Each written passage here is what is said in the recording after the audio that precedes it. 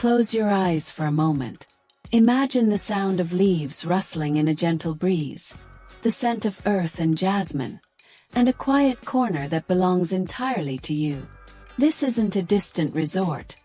It's your own balcony transformed. Hello friends, and welcome back to Garden Glow. Today we are exploring relaxing balcony garden design for 2026, focusing on creating a calm and cozy outdoor corner. Even if you have limited square footage, you can cultivate serenity. We start by layering heights.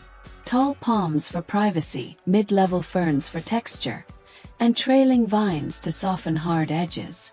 Lighting is key. Think warm string lights or solar lanterns that mimic fireflies rather than harsh overhead bulbs. Choose furniture that invites you to linger, like a cushioned chair with weather-resistant fabrics in earthy tones. Remember, a relaxing garden isn't about perfection. It's about how it makes you feel. Add a small water feature for white noise, or simply arrange your pots to create a private nook. Thank you for spending this time with us. If you found peace in these ideas, please like, share, and subscribe to Garden Glow. Let's grow something beautiful together.